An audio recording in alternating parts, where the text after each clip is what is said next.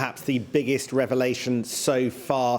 In the days after the general election of 2010, it appears that Peter Mandelson, Lord Mandelson, shared a huge piece of information with his close friend Jeffrey Epstein.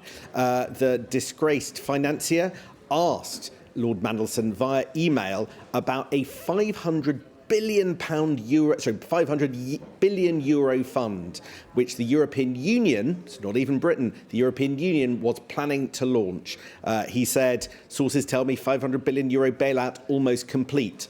Lord Mandelson moments later replied, should be announced tonight. Massive market-sensitive information potentially divulged there by Lord Mandelson to Jeffrey Epstein. Britain integrally involved in the discussions around that bailout, but it was Lord Mandelson who appears to have confirmed it to the outside world. The exchange went on. Jeffrey Epstein asks, are you home? Lord Mandelson, just leaving number 10, will call. Now, this was a very, very significant, but also a very, very sensitive moment.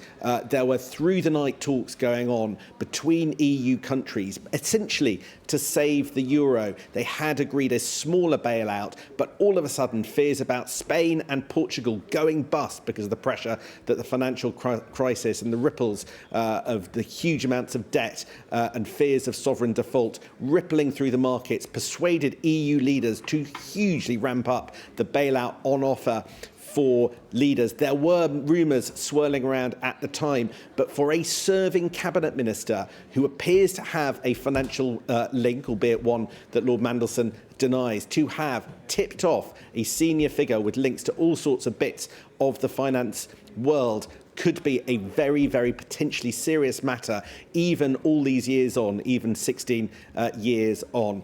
Lord Mandelson says that much of the stuff that has been discussed was known about in the financial world. He was reflecting views. He denies and questions the suggestions that he received tens of thousands of pounds from Jeffrey Epstein directly. But all of this is going to be the subject of much investigation over the coming days for information on this scale to have been released by Peter Mandelson, if it is as it appears, will be treated as a very serious matter. Already government sources and former government figures making clear that they will cooperate to ensure that whatever justice is necessary should these facts all turn out to be as presented.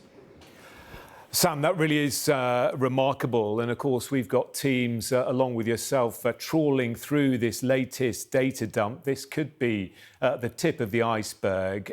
Where does it leave Lord Mandelson tonight? Calls for a criminal investigation, of course, calls for him to be stripped of his peerage, although, as the Prime Minister has said, that's easy to say, but hard to do. Pressure from all sides on Lord Mandelson today. Keir Starmer says that he should just give up his peerage. You have former members of Gordon Brown's government saying that they will cooperate with any inquiry. You have Gordon Brown himself calling for the peer to be investigated by the Cabinet Secretary, although you could see if things are as presented, there could be pressure for the police to get involved. What 24 hours ago, I suspect Peter Mandelson had thought might be dealt with by resigning from the Labour Party. Well, the sheer amount of material that has been emerging through the course of today from the Epstein files, which were released on Friday night, now makes it look like the potential consequence for Lord Mandelson could be much, much more significant. And this is so big it could have ripples of implications for Keir Starmer's government as well. Of course, you had Keir Starmer pushing through the appointment just over a year ago of Lord Mandelson to be our man in Washington, to be the ambassador, Britain's ambassador in the US, along with his chief of staff, Morgan McSweeney, ensuring he got the top job in the face of opposition from figures like the then Foreign Secretary David Lammy. That now looks highly, highly questionable. Keir Starmer doing his best to distance himself now from Peter Mandelson, but the damage, somebody who he hugged very close, now looks inevitable to hit him too.